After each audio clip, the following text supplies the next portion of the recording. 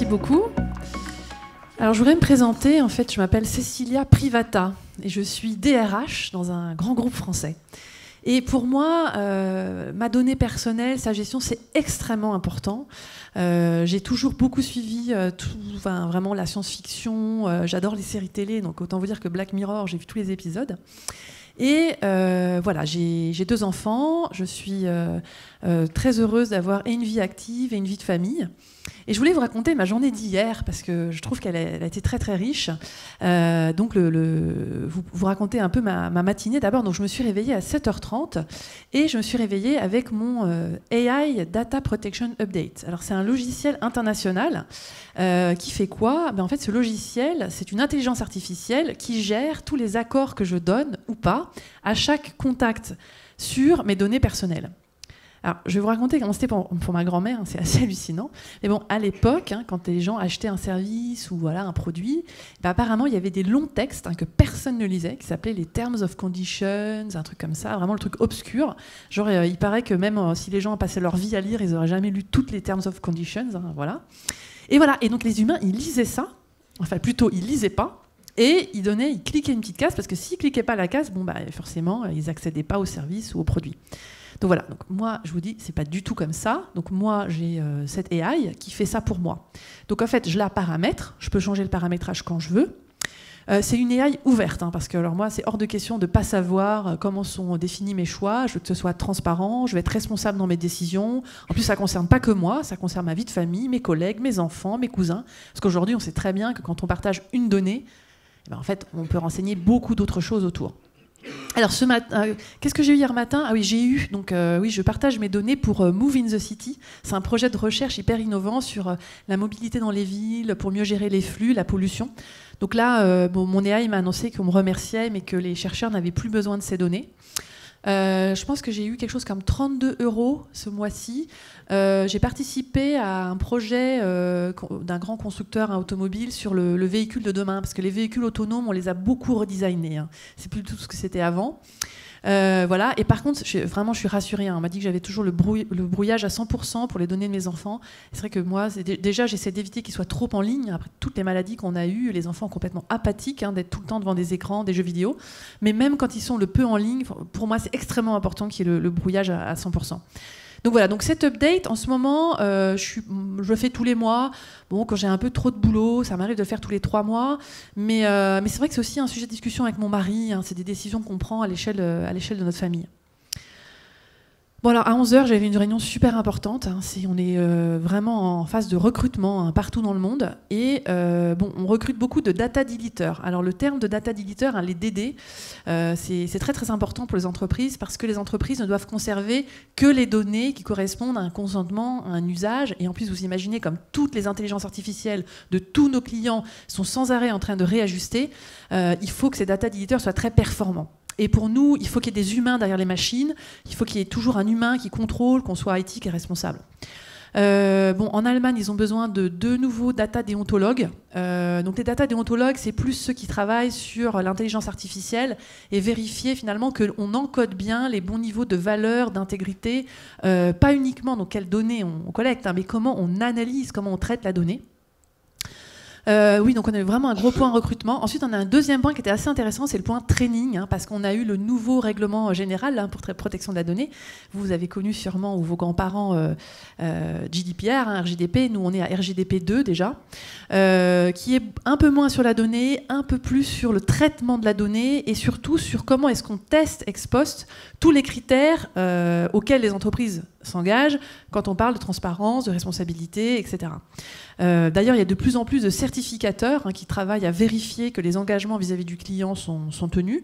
Ce ne sont pas des paroles en l'air. Et puis, nous avons également à la CNIL tout un nouveau service dédié à cela. Donc, vous voyez du recrutement, beaucoup de formations organisées. Autant vous dire que j'avais vraiment besoin d'une pause.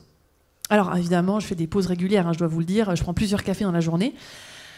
Alors, je peux payer pour mon café, je peux aussi ne pas payer et partager de la donnée. Bon, là, j'ai décidé de... Voilà, j'ai pas payé, j'ai partagé ma donnée. Alors, j'ai partagé quoi ? J'ai partagé ma température corporelle. Alors, pourquoi je l'ai fait ? Bon, d'une part, comme vous le savez, en ce moment, on a plein d'épidémies et tout ça. Donc, si ça aide ma ville ou ma région, mon pays ou ma boîte à mieux gérer l'épidémie, Bon, bah, je suis pas contre. On aimerait avoir un troisième enfant, donc je me dis que bon, parfois avoir ce check, ça peut me donner des indications physiologiques et tout, parfois intéressantes. Voilà, c'est pas dit que je continuerai à le faire, mais bon, c'est vrai qu'aujourd'hui j'ai opté pour le café gratuit. Bon, je vous annonce, j'ai vraiment une tuile hier soir en rentrant chez moi, parce que impossible d'ouvrir la porte de mon garage. Donc là, j'ai eu une alerte de mon assureur, comme quoi ma maison avait été piratée.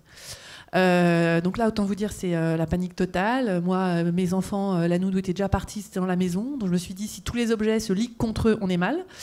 Je me suis dit, où est-ce que je vais les trouver, voilà. Donc j'étais très très inquiète. Mais heureusement, donc ça a été réglé très rapidement. Vous savez, maintenant, en un clic, vous avez vraiment toute l'assistance qu'il faut. Donc non seulement on a pu réouvrir la porte de mon garage, ne serait-ce que je puisse rentrer et aller voir ce qui se passait à mon domicile, mais également, et ça vraiment j'en suis contente, on a vérifié qu'il n'y avait pas eu d'atteinte à ma e-réputation, que l'intrusion dans mon garage n'avait pas permis d'accéder à mes données de santé. Voilà, parce qu'aujourd'hui on a tous des clouds personnels de données, mais vous savez jamais, il faut vraiment faire attention que ce soit bien protégé. Donc là, je dois dire que j'étais vraiment très contente de l'assistance que j'ai pu recevoir. Ah oui, alors j'avais oublié de vous dire, mais avec mon mari, troisième enfant, etc., on veut acheter une maison. Il faut qu'on s'agrandisse. Et en fait, on a quand même des choses qui ne sont pas faciles parce que le marché de la vente en ligne est très concurrentiel, etc. Mais moi, j'ai tout de suite dit à mon mari, c'est hors de question que tout le monde sache qu'on cherche une maison. Et quelle maison on cherche ? Donc à chaque fois que je cherche une maison, il y a au moins 1000 petits bots dans le monde, dans plein de data centers différents, qui cherchent en même temps, avec des faux noms, des faux âges, des fausses identités, des faux pays. Ça passe par plusieurs data centers parce que comme ça, je suis sûre que effectivement, je peux chercher tranquillement dans mon salon sans que j'ai l'impression d'avoir des milliers de pères d'yeux qui me regardent et qui suivent tout ce que je fais. Donc ça fait partie d'une partie du brouillage. Mes enfants ont beaucoup plus que ça, mais moi, en tant qu'adulte, ce brouillage-là, je continue de le prendre. Alors, je dois vous expliquer aussi que, malheureusement pour moi, je suis encore une génération, je suis assez âgée, j'ai pas eu une vraie formation aux algorithmes, les AI, la donnée, donc moi-même, j'ai parfois du mal à prendre mes décisions sur quel brouilleur je prends, quel assistant AI de gestion de la donnée, tout ça. Donc, on a un super service. Vous savez, à l'époque, quand vous aviez un problème d'inondation chez vous, vous aviez un plombier. Ben, nous, on a les AI plumbers, donc les plombiers d'intelligence artificielle. Donc ça, c'est un service hyper utile. C'est vraiment des gens que vous pouvez choisir. Ils peuvent être certifiés par la CNIL. Et c'est des gens qui peuvent vous expliquer pourquoi prendre tel brouilleur plutôt que tel autre, pourquoi prendre tel assistant plutôt que tel autre. Et pour moi, c'est très utile, parce que quand j'ai une question, quand j'ai un problème, quand je crains une fuite de données, je sais quel plombier appeler. Donc aujourd'hui, j'ai tout un réseau de plombiers. D'ailleurs, entre humains, j'allais dire, parce que les bots entre eux se les recommandent parfois, parce que ces plombiers aident beaucoup, ils aident des robots, des humains. Donc c'est vrai que souvent, avec les parents des enfants, après l'école, on échange, j'étais vraiment contente de ton plombier, etc. C'est marrant qu'on ait gardé ce mot très old-fashion, mais voilà. Pour moi, c'est vraiment un sujet. Et bien choisir son plombier, c'est bien être sûr des données qu'on utilise.